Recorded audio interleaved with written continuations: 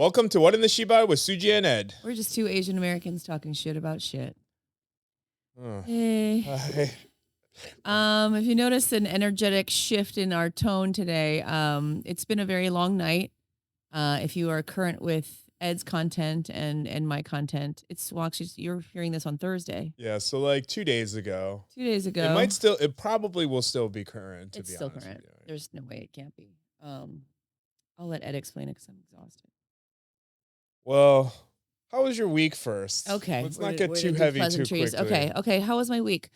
My week was good. I went to an event last night for Wayne Brady and his family. They're doing a new show on Freeform called the Wayne Brady Family Remix. And it stars Wayne Brady and You just said Wayne Brady. like 3 I'm Wayne Brady. Yes, I'm the Wayne Brady. All you other Wayne Bradys are just imitating. See, I can freestyle too, Wayne Brady. And his ex-wife, who actually is how I got to be invited, Mandy, is our mutual. And then her partner, Jason, my husband actually knows Jason. And then I've met their daughter, Wayne and Mandy's daughter, Miley. And so I went to the party. It was really fun. Like, so many influencers were there that you guys will all know. Portia Noir and Rebecca, White Woman Whisperer, was there. Caroline, I can't remember her handle right now. Ashley, Conscious Lee was there. He's amazing. I had so much fun with him and his wife. So it was really cool. It was really fun. It was at the Roosevelt in Hollywood. Don't pop my volleyball, Colt. If you hear jingle jangling, it's because Colt is here too. Come here, Colt, you good boy. We'll explain why. Yeah, we'll explain why there's animals and dogs and stuff. So yeah, I went to that and it was really fun, and it was nice to get out and, be around adults in an atmosphere where they're doing adult things like having cocktails and stuff. So it was cute. It was fun. How was your week? I was supposed to be there. I know. Yeah. 7:30. He's like, I can't be there. I got dressed, and then literally like 7-8 minutes before I was about to leave the house, I got a ring at the door. And this guy just like stood there for like 10 minutes. He was holding an Amazon box, actually. Oh, he was holding an Amazon box. And I was like, I haven't ordered anything from Amazon. I was like, so there's no Amazon box that should be arriving. And then he had also had paperwork, and then he just stood there. So then I was like, that's shady. Yeah. So I was like actually on the phone with Ron at the time when he arrived. So I was like, I'm going to, talk to him through the Ring camera. But then before I did, I just was staring, and I was like, no. I was like, I don't think I'm going to engage at all. So I just kept watching and watching. He stood there for 10 minutes and he left. And then I realized, and then like I looked at the other camera that's like pointed down our driveway, and I realized that he walked down, and then he like went right next to the fence at the end of the driveway and just stood there. And I was like, oh, that's so shady. Yeah. Like, he's clearly hiding. Right. So I was like, that's so weird. And I was like, the only reason someone would do this is someone's trying to serve me something, you know? And so then your speculation that he's trying to serve you papers for like a cease and desist or something. Something, from like what's in the package. Potential one or two, couple people, So then all this happened because, there's that 15-year-old, Alison Jillian Chao, who's been missing from Monterey Park. And she went missing on the 16th on Tuesday. And her family reached out to me and you, I believe, to try to help spread the information and things like that. So, obviously I got involved. I tried to do as much investigative work as possible to like get any leads. And it was through the mom's side. Her name's Annie Chao. And very quickly, they had set up even a website with the most interactive, comprehensive like map I've ever seen for a search within like a day or two, But they were asking for information, and they were asking for people to check all of the security cameras, like leaving from here to potentially here. So like I, obviously echoed that as hard as, loudly as I could, and asked people to check all of the security cameras. And the videos, not just mine, but some of the other people covering it, they all went pretty quickly viral. Yeah. And I think because of her age, how innocent she was, and just which I was actually really happy to see that people actually cared about a little Asian girl. I was like, oh my God, this is really nice to see that people are actually like interacting and give a shit. You know what I mean? Because oftentimes little girls of color, Black girls and, missing kids of color are often just kind of whatever. Yeah, just like kind of whatever. Yeah. So it was great because like by the next morning when I woke up, there was already so many updates. Yeah. And they realized that like originally she had told her family that she was biking to her aunt's house, her paternal aunt, but she never arrived. Right. And even though it's like 3.5 miles away in San Gabriel, it should have only taken like 15, 20 minutes. Even Google Maps said so. Right. But she never arrived. And in fact, the data and the footage that people were sending in via the website showed that she went nowhere near it. She just went straight north instead of going north then east, right. And then, so it was just like where, and then like, so I made an update to that video, and within 3 hours of posting that update, they had already gotten so much more information that they realized that she had started going towards like South Pasadena almost, which is completely the opposite way, which is west. So I was like, oh, wow. It was really remarkable how many people were trying to provide as much information as they could. Like it was like every minute there was like, there's a new update. There's a new update. She's been seen in this place. It was really incredible. But even within the first like 24 hours, like I think by the 36th hour, the mom had already done an interview on like Fox News, and, she was very upset. She seemed very upset, and she was crying. She was crying-ish about how like, within 24 to 48 hours, it's so important because like, and then she started getting a little bit more upset-ish seemingly. And then she started saying that like, because after that point, I don't know if we're like looking for a body. That to me was the first red flag.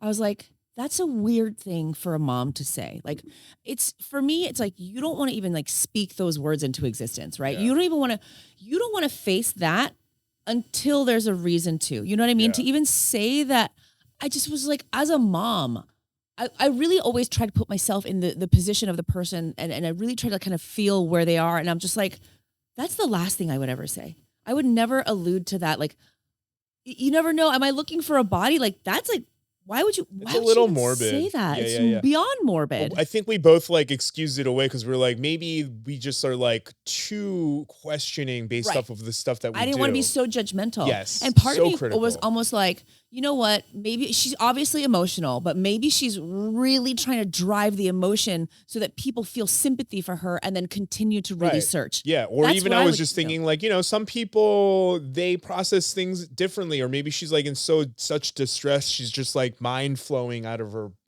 her fears and stuff, just like, but even saying that whatever. Though, even that, like if it were happening to me and it was 24 to 48 hours after my daughter had gone missing, I don't know that I could even talk, you know what I mean? Publicly, I would definitely try, but the whole point is to like be composed. I need to give you information. I need to tell you where my daughter is. I need you guys to know what's going on so that I can give the public the best information so that they can help me.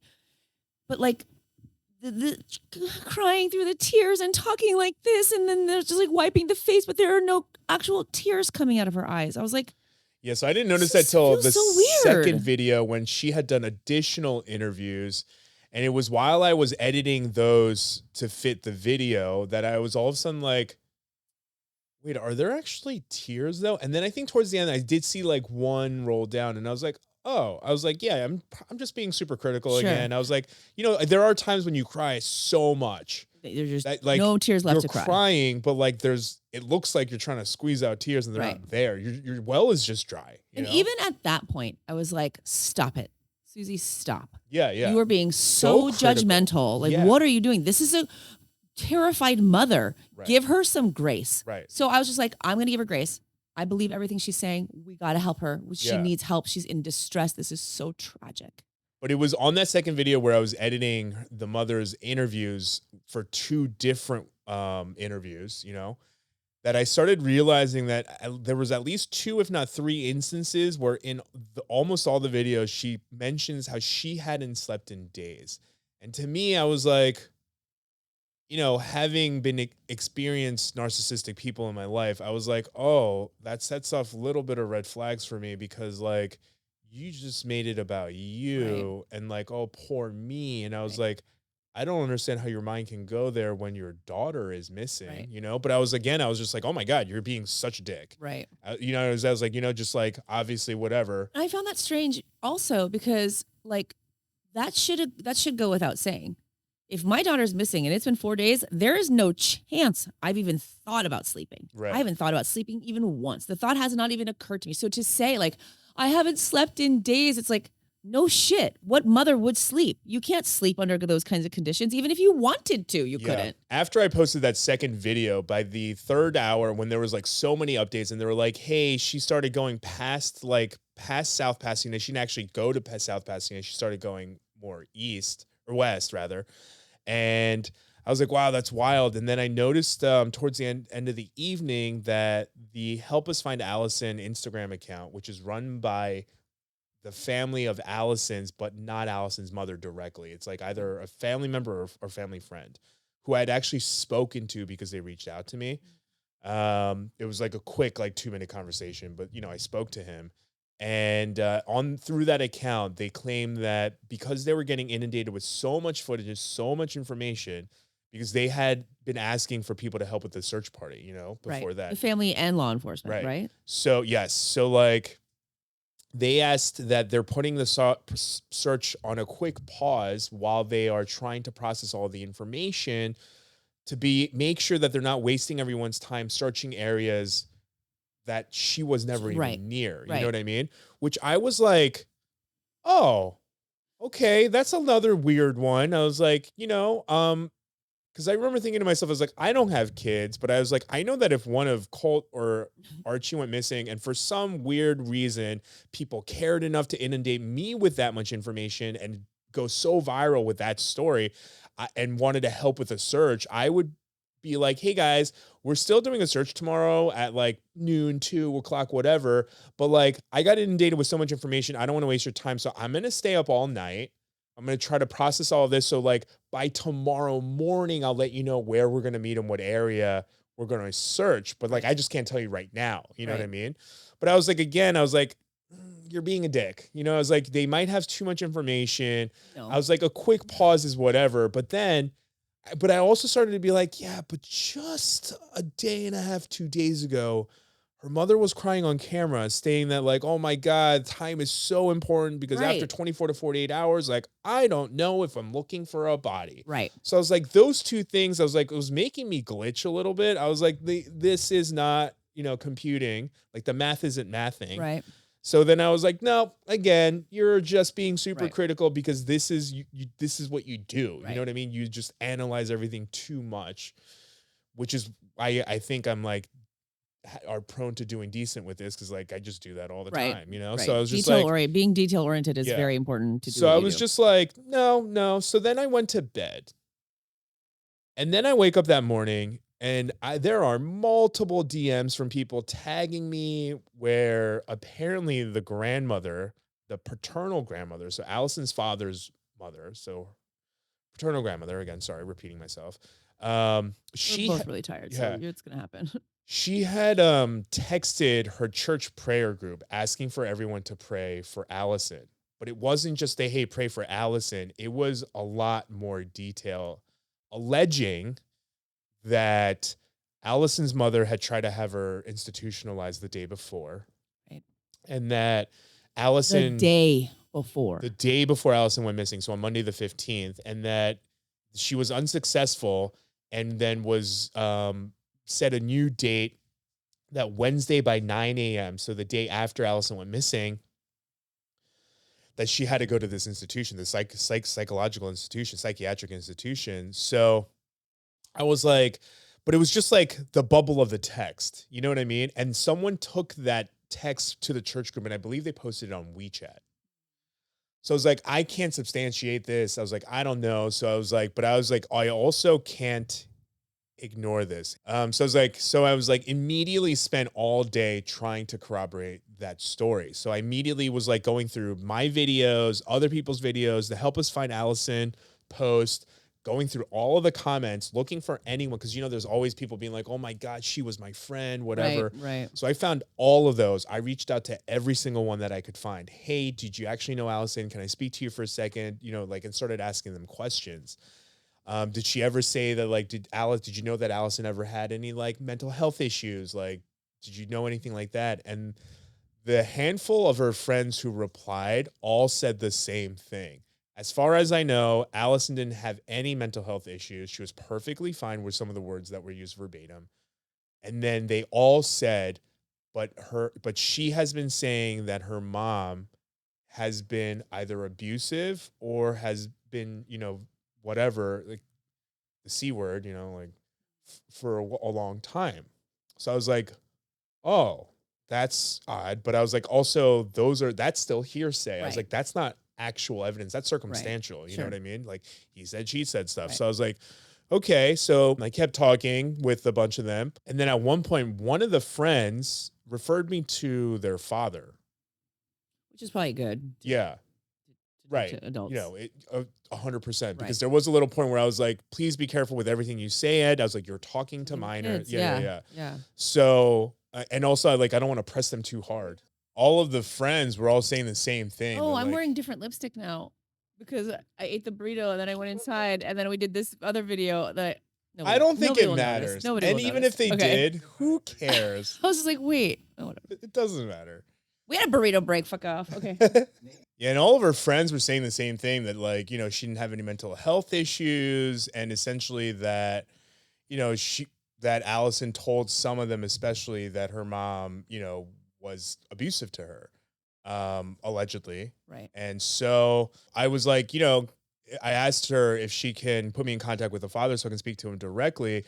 And she said that she has an adult in her life who would like to speak with me first. So I was like, yeah, of course, more than welcome. I would love to chat with anyone who has any information, is willing to speak to me.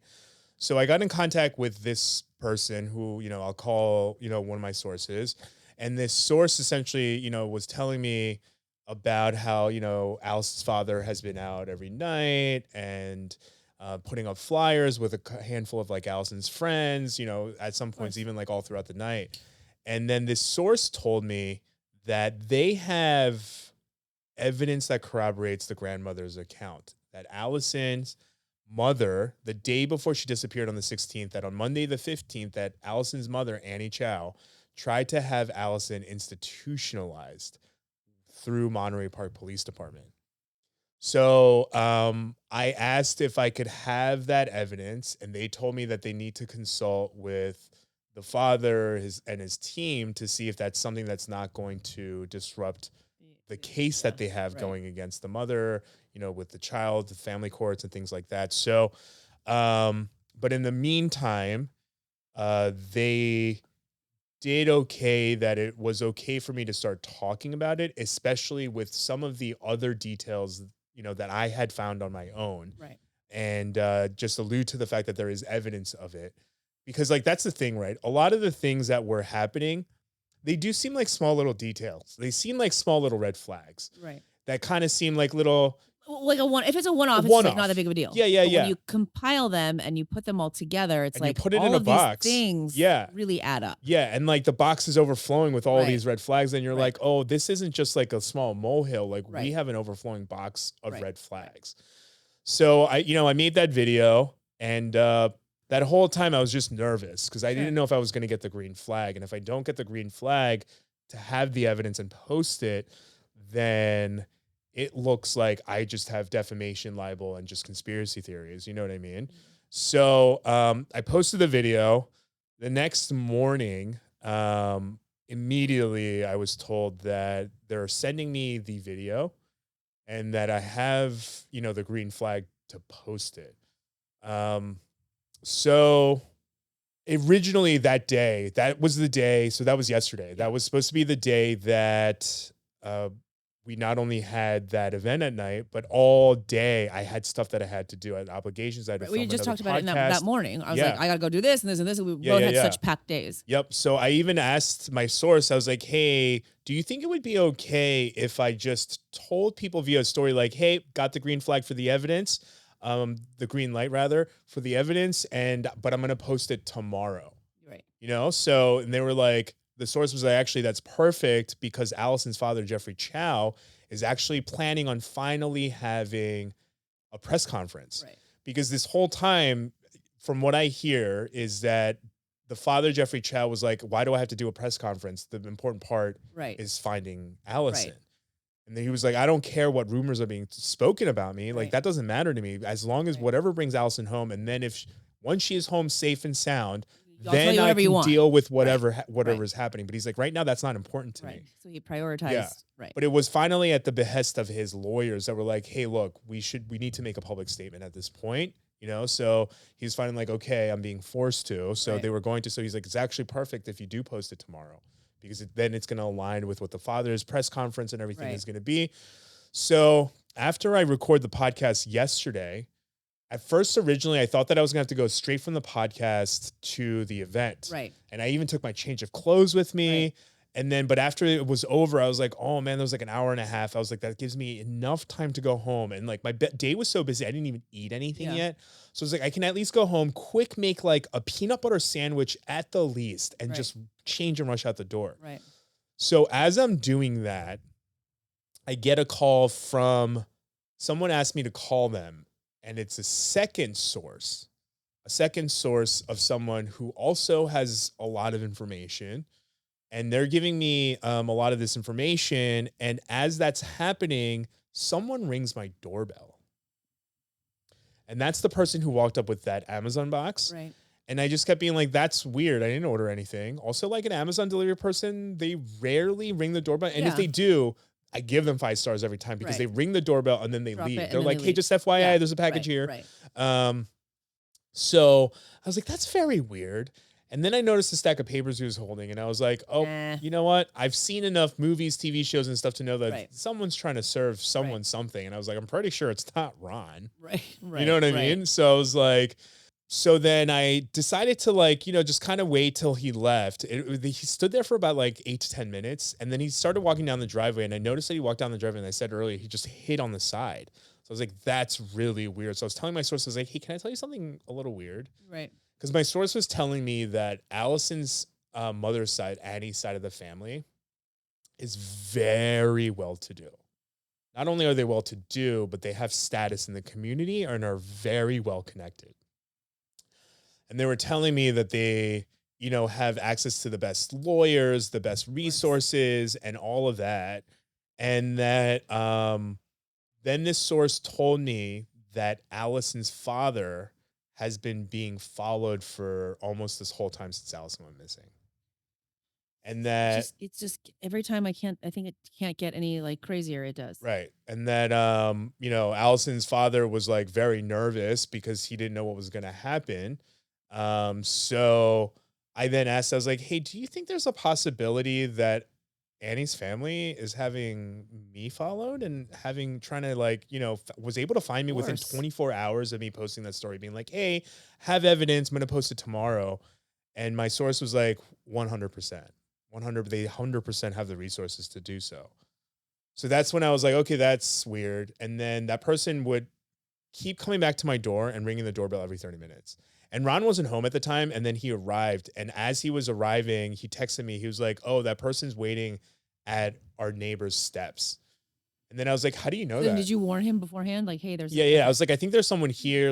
Also, like, Ron has access to a Ring camera. Oh, yeah. So he was like, what the hell is this guy? You know what I mean? Yeah. So Ron was like, that guy's still sitting at our neighbor's steps. And I was like, whoa, that's weird, because that's out of the scope of view from where I can see from inside the house. So then as Ron pulls up, that guy immediately rushes over to him. He's like, are you Ed? And he's like, nope. And he's like, do you know if Ed is home? And Ron was like, nope, he's at an event tonight. So he's like, okay, cool. And then he walks away. Ron comes in, and then Ron goes to walk Colt at the park, and he leaves. And then he comes back. And I actually was like, hey, Ron, I need you to leave to see if he's still there. But I was like, please don't be gone for too long, because I was like, I'm actually really nervous to be home alone right now. So, he comes back, like takes him to the park for like quick 15 minutes, comes back. And as he's pulling in, the guy like runs up just to check that, like, I guess I'm not like in Ron's car or whatever, like very creepy stuff. You're dressed up as a dog. Right. And like this whole time he's coming onto private property. He's in our driveway to be able to see or do any of this stuff. And then he continues even with Ron home, knocking and ringing the doorbell multiple times, like within like 15 to 30 minute increments. Harassment at this point. Harassment. Like, Yeah. So I said to Ron, I was like, hey, you need to house. go there and like tell him to get the fuck out of here. Yeah. But you know, Ron's a perpetual nice guy. He's like a golden retriever, you know? So he like goes down. He's like, hey man, I told you he's not here. Or like, he's like, yeah, I told you he's not here, man. So then I was like, oh man, did you like, you know, yell at him? He's like, no, I just told him you're not here. And I was like, I literally told you to threaten to call the cops. I was like, yeah, tell him that he's harassing us. Listen, bitch, he's not fucking here. Fucking told you like that. Yes. I should have come over. Yeah, so like 30 minutes later, obviously the guy rings the doorbell again. And Ron's like, I got it this time. I got it. And that time I was on the phone with the source again because like there's just a lot of information. Sure. And there's also like some being like, hey, Ed, it's going to be okay. You know, like that happening too. And at that point, I think I'd already texted you because I was like, well, no, you text me. I don't think I can leave. And I know that your day is super busy. So I'm like, oh, he's got that Radio Korea thing. I would never miss that. So I was like, oh, he's so busy. Like, I understand. Like, I'm thinking you're going to just be late. And then 20 minutes later, it's like, ... my house. I was like, I can't leave my house. I was like, oh, maybe he's like, oh, I'm so tired. I can't leave my house. Then my phone rings. You're like, there's somebody at my house stalking me. I was like, what? What is happening? What are you talking about? So then I go outside the party and he tells me all of this on the phone. And I'm like, I have like a cocktail in my hand and I'm like, okay, wait. So I like put my cocktail down. I was like, okay, tell me again slowly what the fuck is going on. And I'm like, do you have a weapon? Do you have some kind of home protection, baseball bat? He tells me he is. I was like, I have a machete. I was like, to cut down like the weeds, the overgrowth in the fucking rainforest. What are you doing with a fucking machete? But fine, use it. Don't, but if you need to.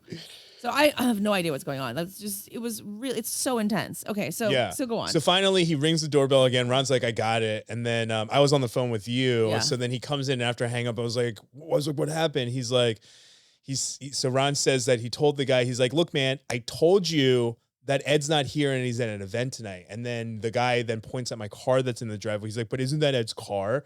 And Ron's heard of Uber, asshole? Yeah, so that's what Ron said. Ron was like very quick on his feet and he was like, he's at an event. So he took an Uber and was responsible. Yeah. And then Ron then went on to say and that like, hey man, I told you he wasn't here. So at this point, like this is harassment. Yeah. You're freaking out our dogs every 30 minutes. They're barking, like freaked out. He's like, this is harassment. And the guy was like, oh, he started being like, yeah. Also, yeah, who the sorry, fuck are man. you? Yeah. So like, then he like walked away, but he didn't leave. He still hung out at my neighbor's like steps. Because he, even before he walked away, he was like, oh, do you know what time he's coming back? He's like, I don't know, man. I don't know. I'm not Ed. You know what you I'm not his manager. You know what you should have done? You should have like pulled the racist card and just walked out of the house and be like, hey, are you Ed? You'd be like, I just fucking talked to you, dude. Yeah. What are you talking about? I did think that. I'm the guy you just talked to in the house. Yeah. But then I was like, but then he probably is going to, probably has a photo of me. Probably. Yeah. Because it's not like you're just serving papers to a random person. Even still, two Asian guys, he's just like, I don't know. Maybe that was the same guy. But then get in my car. Right. Get in the very same car. Well, but then that's what I then asked I asked the source, and I was like, the second source, and I was like, hey, if I get in my car and just like speed off, I was like, do you think they'll follow me to the event? And they were like, 100%, they will follow you all the way there. And then they were like, but then even if you get to the event and park and run into the event before they can even get to you, they're like, the fear is that when you get home, they'll be able to stop you. And I was like, okay, cool. So I was like, the only recourse I have is like, I have to make and post this video right now then. Yeah. So by the time I made it, it was past midnight. And even in the video, I was like, I'm making this video the night before. And I was like, technically it's now the next day. So I was like, right. I could have just been like, yep, it's the next day. Next day, at midnight. Close enough. Yeah.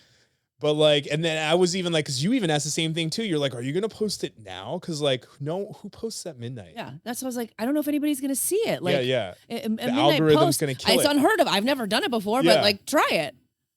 9 p.m. I'm like, there's no reason to post it. Yeah, but, same. I'm like, no one's going to care enough to watch this. The algorithm's going to suck on it. People who are like, oh, I posted it and went to bed and it blew up overnight. I'm like, you at like midnight? That's crazy. Who's even awake? Vampires? Yeah. So like, by the time I edited, captioned it, I think it was like closer to like quarter past midnight.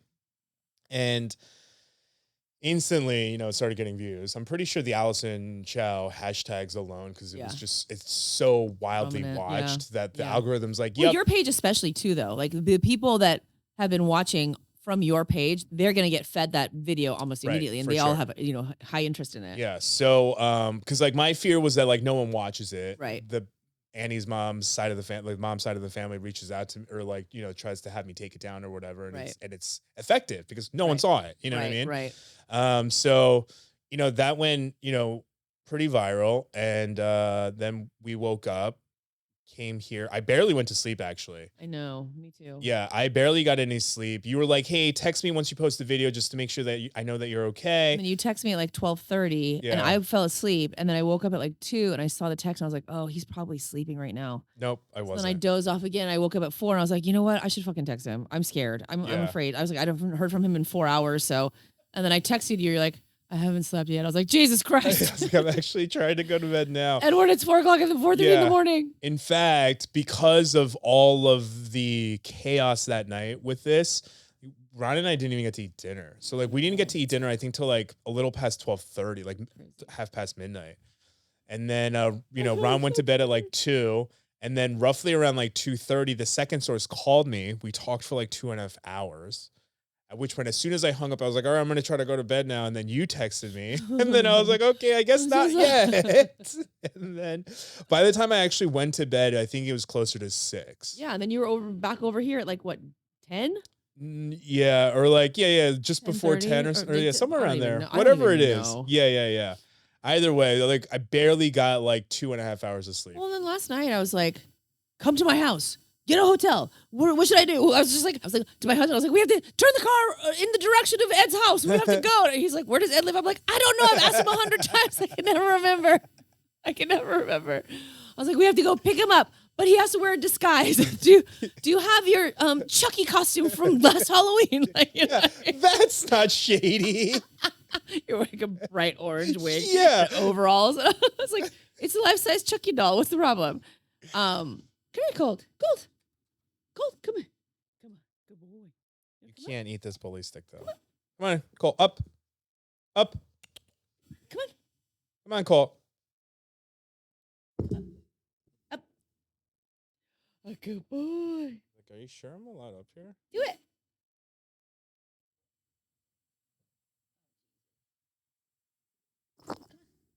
Good boy. Can you lay down? Sit down. Can you lay down? No, please.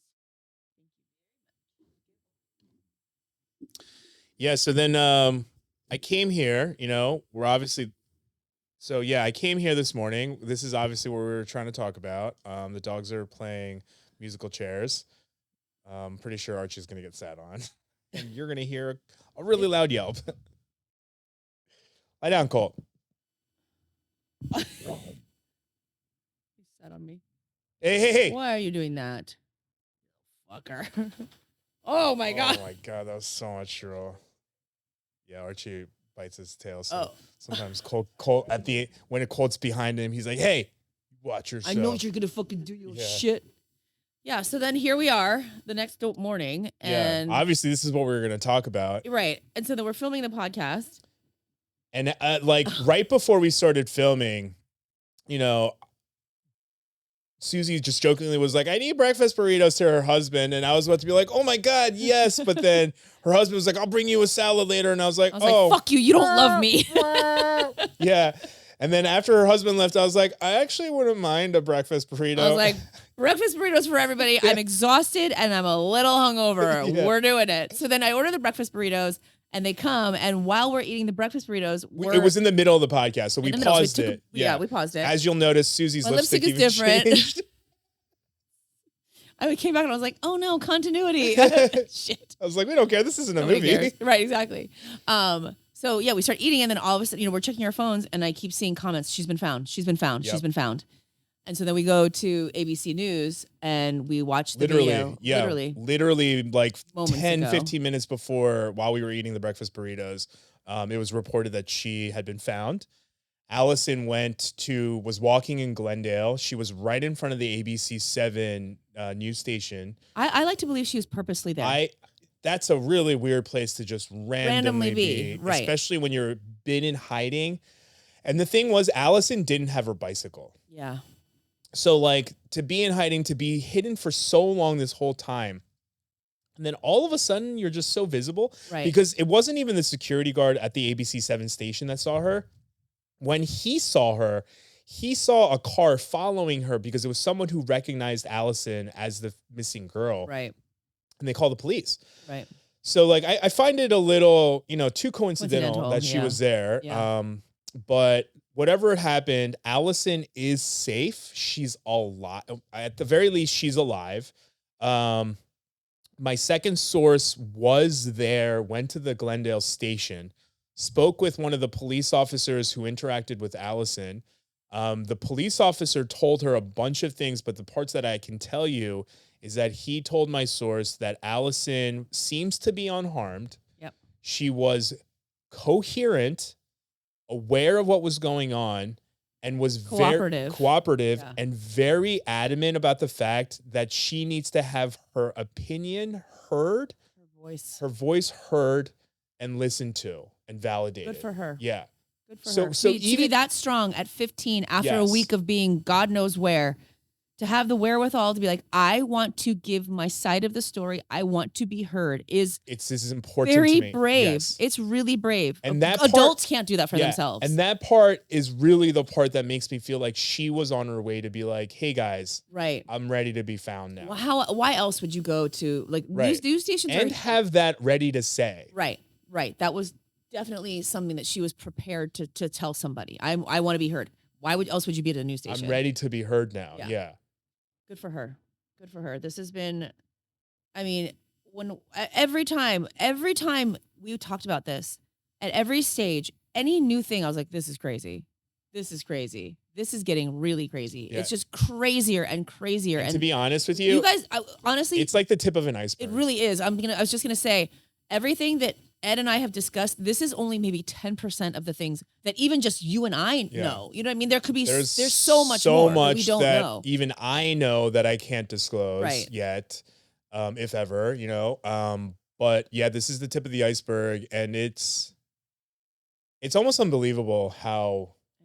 I know. I'm just really glad that you're safe, and I'm really glad that, you were able to advocate for Alison, and I have to believe, to some degree, whether or not she had access to social media, somebody somewhere or something, and I don't know, maybe she just came to it on her own, but the likelihood that she saw something, heard something, somebody somewhere said something to her about how much support she was getting from people online. And, I don't know any 15-year-old kids who don't really, know about social media, especially she's also got friends. Who knows if she's been in contact, who knows? Yeah. I mean, they claim that she hasn't. Yeah. And she did leave her cell phone home so she couldn't be tracked. But she has an iPad, right? I don't know if she took that with her either. But we also don't know if she was with somebody. Yeah. She could have easily been with somebody. Okay, so I don't want to make too many outlandish assumptions, but based off of the footage that I saw of her being found at the Glendale station, you could only see her from the back. Right. But her backpack, her clothes don't seem to be dirty. And she's wearing the same shirt, backpack. Well, even her hair looks like it had been at least not been out in the wild for 6-ish days. 5, almost 6 a days. week. Yeah. You know what I mean? I'm out for an afternoon at the beach and I come back, I look like I've been hit by a truck. Yeah, you know what I mean? She looked together. She looked like it didn't look like she had been out in the sun in the elements for 6 days. And it's been a heat wave this whole time. Right. You know what I mean? Yeah, that was my biggest worry, was that if she was out in the wild, if she was somewhere where near her grandfather's home, right, where she was like, oh, I know a great hiding spot. There's a lot of forest and stuff, and, but there's no way that she had 5 to 6 days worth of water in her backpack. Oh, absolutely not. There's no way. So temperatures were reaching 105, 100. I don't want to put anyone into trouble, but I honestly want to believe that there was a guardian angel of some sort out there who was making sure that Alison was safe. Yes. Maybe Alison had some access to something. I don't know. Who knows? And because the timing does seem very serendipitous almost. Did I use that word right? The timing was, I don't know what you're trying to say. It was kind of lucky, perfect timing-ish. I don't know. I'm just happy for her. No, I'm not happy for her. Actually, I'm not happy for her at all. I'm actually, and the thing is, I'm happy she's alive. I'm happy she's alive, But this is, I think, the start of a very long journey for her. Because the honest part is that this isn't where the advocacy for Alison stops. Like, we said in the video. This is where it really just starts. Yeah, we need to make sure that we don't lose interest and we don't move on. Even if we do move on to a lot of other things, like we can't forget about Alison because we still very much have a parent who is so focused on institutionalizing Alison that she didn't even bother to ask if Alison was okay, to just not barely look up from her phone while she hears her daughter being to that video. upset. If it were, and I keep saying like, if it were me, and obviously like, I don't know, I've never been in that situation. But that's what empathy is. But if I'm there and I see my 15-year-old daughter behind this like iron gate, and there are police officers, which are inherently scary to people, particularly to children. I mean, but especially that one who was like very aggressive. Yeah, telling you that they want to take you away. I couldn't just stand there with my face stoic to my phone, glance up and look at her, and then put my eyes back down. Yeah. I would be hysterical. I had to zoom in a lot, so it's like very grainy, but you can see it. You can see the lack of... If I really thought my daughter needed help, I don't know if the police instructed the mom to not say anything, but I don't see why they would if the mom could be like an instrumental part in helping. Yeah, no, for sure. But I'd be like, honey, I know you're scared. I'm scared too, but we're here to help you, and we're worried about you, and nobody's gonna hurt you. I promise. Please, let's work together. You know what I mean? Something to comfort her. And especially that end part of the video where after the police are like, okay, fine, then we're going to leave. And then it wasn't the mom being like, oh my God, is it okay if I go ask if she's okay? It wasn't that. She goes, did Jeff agree to take her? Yeah. What? That was her number one priority. Yeah. And nothing about that to me screams, I care about her safety, her mental health. I would have my hands up to the gate and be like, please, like, honey, like begging her. If I was worried about her actual safety, if I was worried about her harming herself or somebody else, like I would do everything to lovingly and supportingly, I think it is supportingly, try to get her, to safety. Yeah. Not just be like, so is she going or not? You know what I mean? Like, that's what it felt like. That pretty much was what it was. And like, let's be real. Annie had no idea that anyone was ever going to see that footage. If she even knew that there was footage happening. Because while Alison was smart enough to tell the police officers, hi, I'm recording this, because California is a 2-party consent state, which means that both parties have to be aware that there's filming happening. She might have not heard that part. Yeah. You know what I mean? Nor did she ever think that anyone was ever going to see that. Right. You know what I mean? And that's what I mean. Like the way that you measure someone's character isn't what someone does in public. It's what they do when they think that they're not being seen. And, that's very indicative. Yeah, it's very indicative of, her potential character. But the other thing is that outside of misleading the public by omission of, this whole thing, because like crying and leading the public to believe that there is a chance that she got kidnapped. And just because someone ran away doesn't mean they didn't get kidnapped afterwards. Sure. I'm not saying that. Of course. But to leave out the fact that there is a potential for runaway. Of course. Is wild. Because the whole way that those two things are approached are totally different. Because a kidnapping is mostly actually a manhunt. Yeah. You're trying to identify the person who kidnapped them, where they might be, where they might be going, what their motives are. Like the way that police use their resources, completely different than a runaway. We're looking for someone who needs to be, told that they're safe, whatever. Even like places that you look. Like places that you look when a person is a runaway. Like different. You triangulate places they're familiar with. Do the people along the way, is there people that she would know? It's totally different. So it wasn't even just that omission. There was actually different omission and misleading with the public. So in the media, Annie has told them that she dropped off her daughter to Jeff's house, her dad's house, on Monday.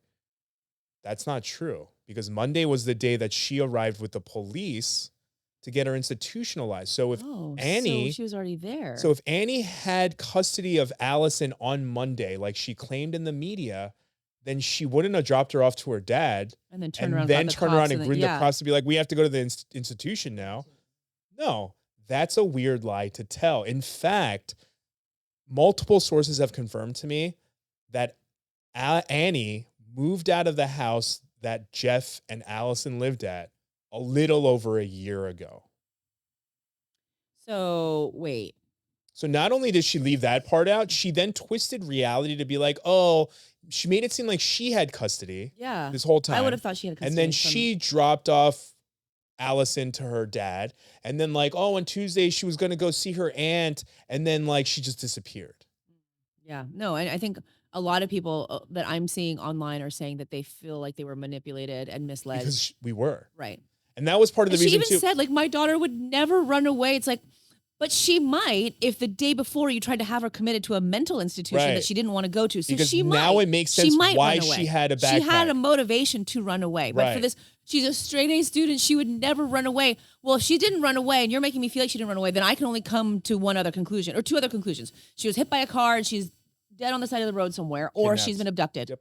So you know what I mean? Like she didn't give us room to be like, maybe she did run away. I don't know what happened to her. One of those things happened, but I don't know which one it is. Yeah, and to me, that omission says lying by omission is still a lie. It is, but if you really dig into the psyche and the motive, it says to me one thing is more important than the other. Right. Here is me needing to have all the information that everyone needs to have to find my daughter, but also like I just want to make sure that like I don't look bad. Right. And in this scenario where your daughter is missing, to even feed this part at all, right, it speaks loudly. That's unbelievable. Let's talk a little bit again about how the police was it the police that told the family to stop continuing getting information? So so in my first video before the evidence, I was like, hey, look, here's some of all the red flags that I saw, and I've worked and helped a lot of families with missing people, and never have I ever heard a police ever say we're putting a pause on the search. Please, the volunteers don't volunteer anymore. We got it. And that was something that also really stood out to me is when I heard that, I was like, wait, so the police have said like we have so much information, stop sending us information. If that were my kid and I was that mom, I'd be like, fine, redirect it to me. I have 30 of my friends and family. They all have their laptops and their tablets at my house. Yeah. We are going to take every bit of fucking information. I don't care where it comes from. Just send me anything, and then everything. You, family member or friend, you guys go work with the police. Make sure the evidence is like whatever. Go talk to them. Try to get things in order. Try to timeline everything. Whatever. Send my sister or whatever. Yep. But I'm going to take every fucking lead, every shred. Anything that you can give me. And the very suspicious thing to me was hours. I think it was like 3 or 4 hours after I posted that third video where I was like, hey, I don't have the evidence yet, but here are all the red flags. Yeah. Monterey Park Police Department posted something on their Instagram. That's right. And they wrote something like, this is almost verbatim, but not because I didn't memorize it. Yeah. We are aware that there are 2 independent search parties. One being the mother's side, one being the father's side. They didn't write that. They also wrote, we encourage the public to help with the search. Right. And then the next line was, we did also ask one of the independent search parties to halt their search while we just like make sure that the evidence organize the evidence or something. And as soon as that was posted, the Instagram video of that third video was getting barrage of comments from people who were very obviously friends and or family of Annie. Yeah. And I knew that because I was invited and being fed information from Annie's sisters in the beginning to help with the search. Here's the video. Here's the photos. Here's the information, like da-da-da-da-da-da. So I had followed them. Which means that even if someone has a private profile, it'll show me followed by so-and-so. And almost every single person who's like, you're a liar, whatever, this is a lie. Like everything, like you told one lie. I don't know if anything is real. Every single one of those comments had someone that was in the family following them. So then I was like, because I don't have the evidence, I was like, they're trying to redirect the narrative. I was like, shouldn't you guys be out searching? Yeah, what the fuck are you guys doing on Instagram right now? Go find Alison. Right. Go help Alison. Right. If I'm a piece of shit Right. And I'm making shit up, then prove me wrong. I would just be like, finding Alison. if it was me, I'd be like, fuck that fucking guy. I don't care what he says. He obviously doesn't know what the fuck he's talking about. Leave it. Leave it. Yeah. That is not what's important right now. Let him make an ass of himself on his own. And I'll fucking, deal with him later. Right. Once I find my daughter and make sure she's okay, I'll deal with his fucking ass later. But right now. But there were family members, spouses. It's so friends. weird. That's so strange. I mean, there was even multiple. So I was commenting back just to make sure that they weren't dissuading everyone and being like, oh, this guy's a liar, and being like, nope, I have evidence. So I started writing things like, no, I have irrefutable evidence from Alison is what I wrote. And I'm choosing to believe Alison. I'm not choosing a dad's side or a mom's side. I'm choosing Alison's side. Right. So I was leaving that.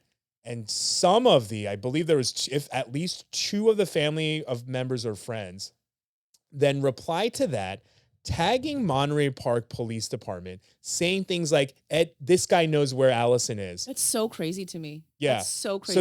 So then I had to then start editing my future replies, being like, I have evidence from Alison before she disappeared. Yeah. That is irrefutable and corroborates the grandmother's account. And then to implicate you in this is like, that's so crazy. So to them, I replied and I was like, actually, thank you so much for showing everyone publicly that it's one side has the propensity to twist and manipulate the truth and reality to try to push your own narrative. I was like, thank you so much for showing me your MO. That was easy. Your modus operandus. You know what I mean? So I was like, thank you. And then I was just like, put up a story with like a snapshot of my profile and was like, this guy's spreading misinformation and lies. Report him. So I just was like, yep, this is what this side's doing. Right. I was like, also, this is the type of coordinated attack they're trying to do to me right now. Well, and somebody said, imagine if this is what they're going to do to a grown man, what's happening to Alison? What is happening to Alison? If this patterns of behavior, the tactics and the manipulations and the gaslighting and just the aggression, the accusations, what are they doing to this 15-year-old girl? And I don't know. I don't know. But if they're willing to do this, what aren't they willing? You know what I'm saying? I have it on authority that Annie's family is so well-to-do off that they hired a very powerful PR firm. You can hire all the PR firms you want. If you don't have the self-awareness to censor your actions. Right. You can just keep telling on yourself. You can keep telling on yourself because patterns of behavior, sure, you may be able to dupe some people who don't want to dig deep enough, but there are a lot of us who see everything and are able to process everything and understand that you guys have a pattern of behavior. Right. Okay, we have to wrap up. But the main important part is that Alison's found. Alison has been found. For the moment, she's safe. From what we know, it sounds to me like she has a preference to be with her father, from what I can tell and from what I've heard. But because of actually some she's gonna court have stuff, to be evaluated. The mother does have temporary full custody. So at some point, realistically, she is going to be turned over back to her mother. Ugh. Well, maybe having such a public, view of this, or maybe it being so out in the public, her mother will. Yeah. And people have been saying that. They're like, oh my God, stop airing out their dirty laundry. Like, we don't need to talk about Alison's mental health. And I'm like, I didn't say anything about Alison's mental health other than like, she doesn't have any problems with it. She seems fine with it. That's not airing out laundry. Right. And also, to be honest, to be clear, people like Ed and to a lesser extent me, we get reached out to. We get sought after for these things. People send us messages and emails and things like that. So this is not us butting our noses. This genuinely from the beginning has just been about helping Alison. Yeah. In fact, another Asian person went missing like miles away from where Alison went missing near Monterey Park, which I'm going to start making videos about him as well. So it's like that. I only know about that because multiple people in their lives reached out to me about it, asking for help. That's what happens. Anyway. So yeah, just stay tuned. We're going to make sure to try to update you about Alison as much as we can. We care about you, Alison, and we really hope you're okay. Yeah. Yes, that's the most important part. But with that, we just want to thank you all for being here, for being a part of this community and really helping to make things that should be important and cared about. And so thank you. If you would like to, write in with any questions or whatever, stories, feel free to write us at WhatintheShibal. That's SHIBAL @gmail.com. Otherwise, you can find us on our socials. You can find me at Soogia1 on TikTok and Instagram. I'm at Etch-a-Sketch with a J. And for the first time, we have both dogs here who are Archie and Colt on Instagram. My dogs, rather, because, obviously there's Jillian Huey. Other than that, you can find us at WhatintheShibal. That's SHIBAL. And if you're listening to this podcast, there is a video version available on YouTube. So if you are watching us, make sure you like, subscribe, and ring the bell. Otherwise, if you would like to help us keep this podcast sustainable, please think about joining the paid version of our Patreon. That's going to be linked below. Otherwise, thank you so much again. We love you, and we'll see you on the next one. Okay, bye.